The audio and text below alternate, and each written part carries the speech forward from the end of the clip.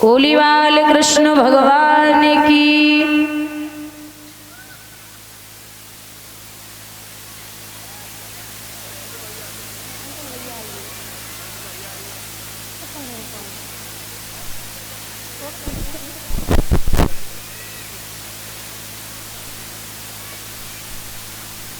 महाराज चार चार घर में पुत्र हैं। इधर धीरे धीरे समझदार हुए हैं तो इनका नामकरण संस्कार हुआ।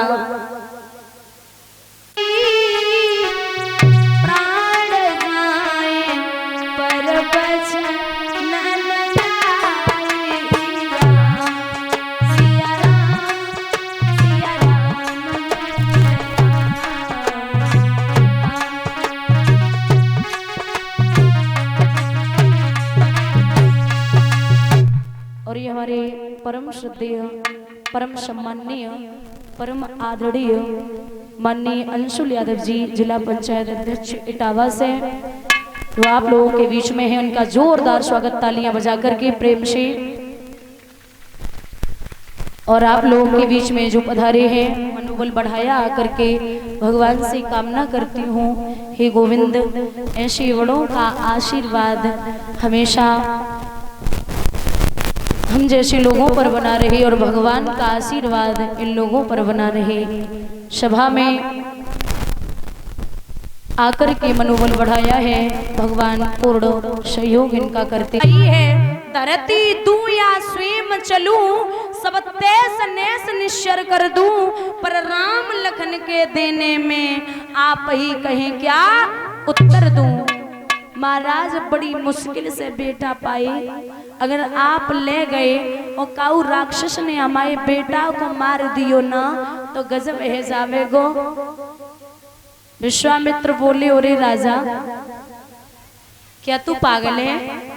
अरे मैं जब मांगने आया हूँ और लेके जाऊंगा तो मेरा पूर्ण भरोसा कर कि तेरे बच्चों का वध किया।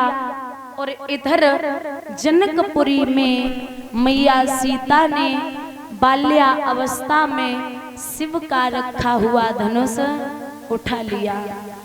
बुजुर्गों एक बात याद रखना, ये ददीज की पिनाक की हड्डी का बना हुआ धनुष जो राजा जनक के भोले बाबा इष्ट थे। पहले के राजाओं का नियम था, चाहे पूरे महल संगमरमर के बने हों, कंचन के बने हों, लेकिन जहां पर यज्ञशाला होती थी वहां की जमीन कच्ची रखा करते थे ताकि गाय के गोबर से लेपन हो सके और घर पवित्र हो सके। तो इतनी दासियां थी घर में, लेकिन फिर भी जाकर के मैया सीता ने वो जो धनुष रखा था, जिस धनुष को वीर नहीं उठा पाए दादा, उस धनुष को मैया ने एक हाथ से उठाया और लेपन किया और वहीं पर रख दिया। राजा जनक पहुंचे, देखा तो महाराज आज बड़े बेचैन हुए और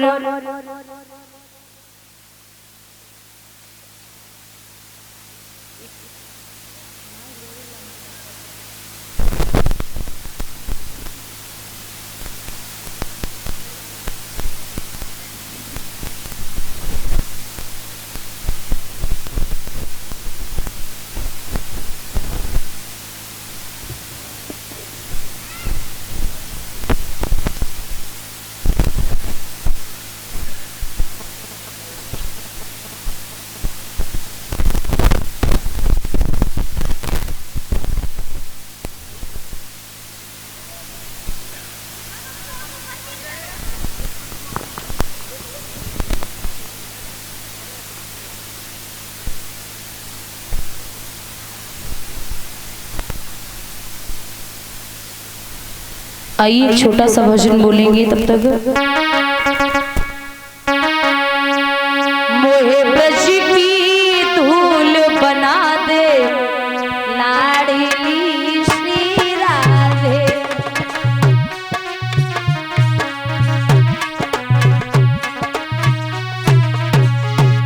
मोहे ब्रज की धूल बना दे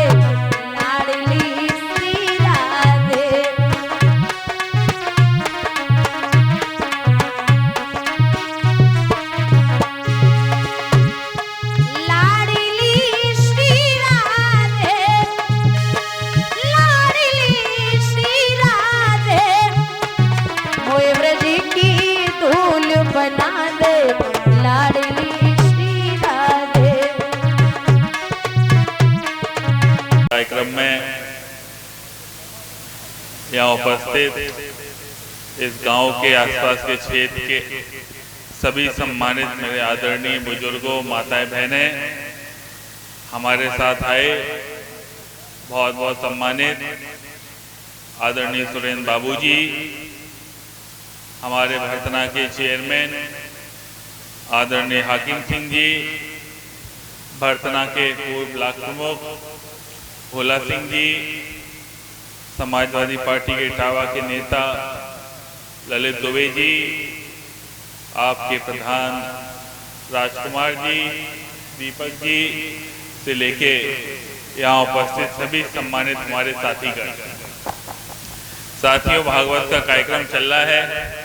ऐसे में ज़्यादा भाषण और बातें तो हम लोग को नहीं करनी चाहिए, फिर भी आदरणीय पूनम महाराज जी ने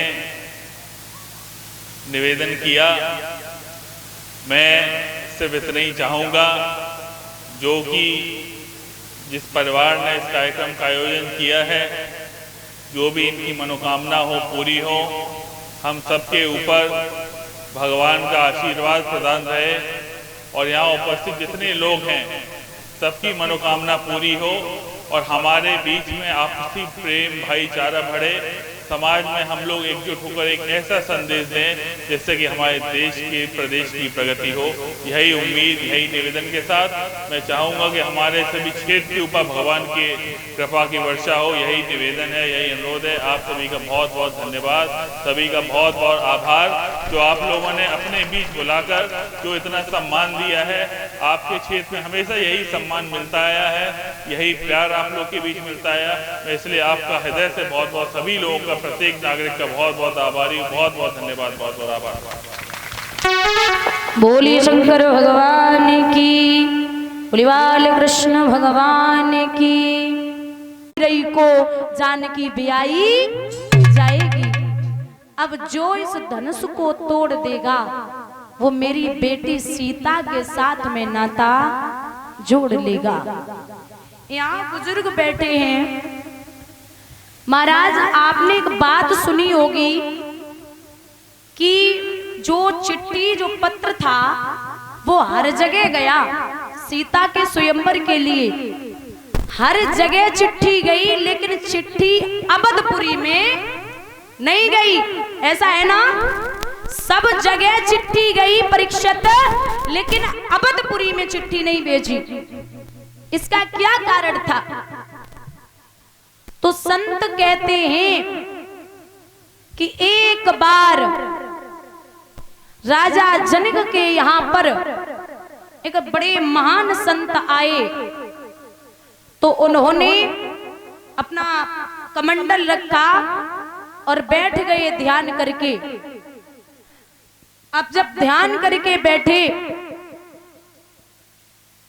तो एक पतिव्रता औरत अपने पति को कंधों पर रख करके, जिसके पति के कोढ़ था उसे अपने कंधों पर रख करके ले जा रही थी। अब महात्मा का कमंडल रखा था, तो धोखे से उस माँ का पैर वो बाबा के कमंडल में लग गया। जैसे ही कमंडल में लगा, अरे भैया, महात्मा के नेत्र खुले और उस माँ को श्राप दे दिया, जा तू पति के आसक्त है, जा सवेरे का जैसे ही सूरज निकलेगा वैसे ही तेरे पति की मृत्यु हो जाएगी। अब वो सच्चे संत थे तो वो भी सच्ची पतिव्रता थी। उसने अपनी उंजली में गंगा जल लिया और श्राप दे दिया कि अगर सच्चे संत हो तो मैं सच्ची पतिव्रता हूं, जाओ अगर सूरज में हिम्मत है तो कल निकल के दिखा दे, अगर सूरज में हिम्मत है तो कल निकल के दिखा दे। और जब सूरज ही नहीं निकलेगा तो पति की मौत कहां से होगी?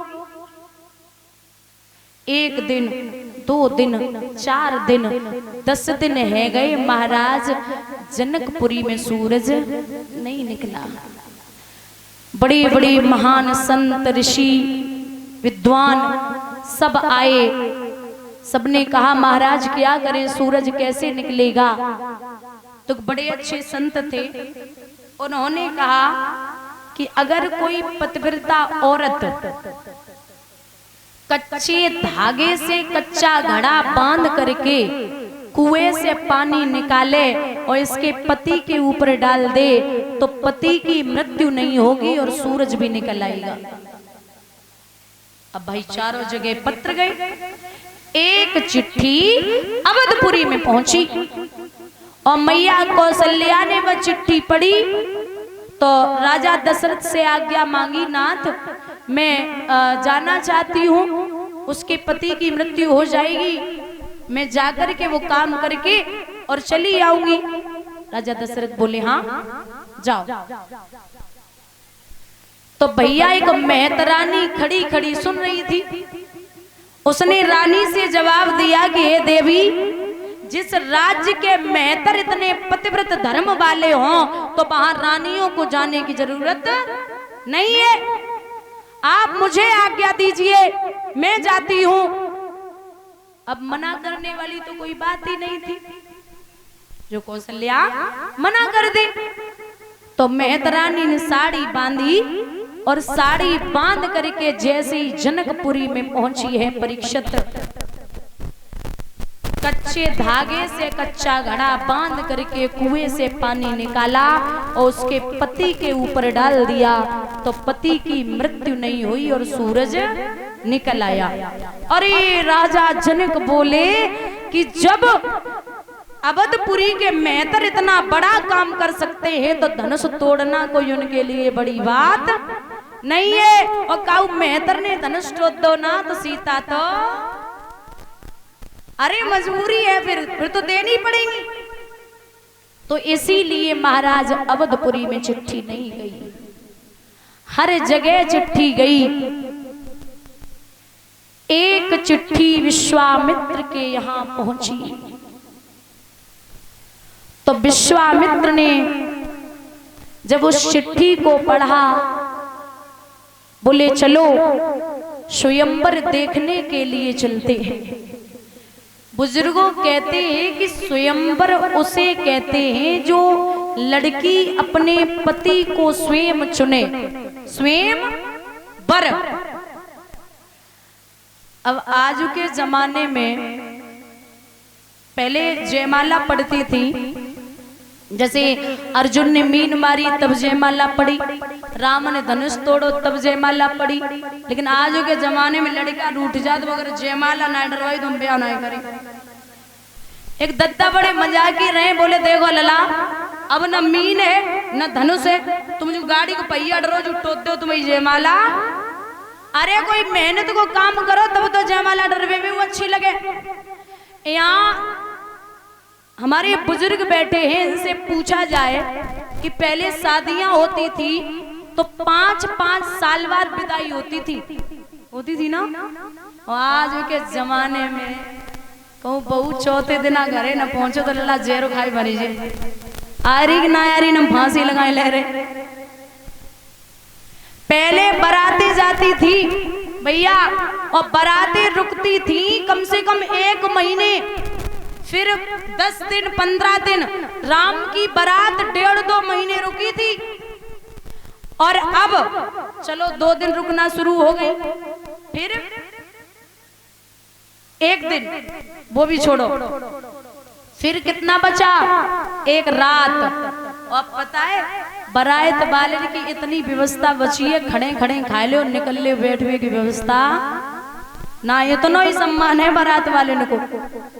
और लिखा है बारात में सब जाएं, बारात में सब जाएं, लेकिन जे न जाए तो आनंद। हाँ, इनका तो सभी कुछ जाने, जिंदगी में छुइयो न मार पाई हो, बारात में एक दो को तो पीटी ले। तो लिखा है भैया कि जंगल मोर के बिना और जेलें चोर के बिना, और भैया सुनिए बराते दारू खोर के।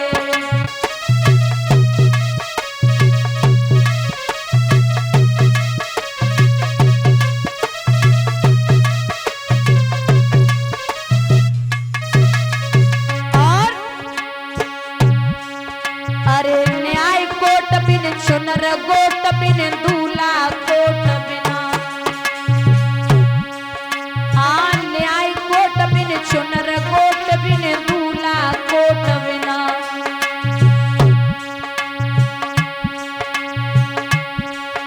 अरे अपनो घर ना सोवा देवे घरवाली के बिना, जंगल मोर के बिना, जेले चोर के बिना, भैया सुनिए बराते दारू खोर के बिना।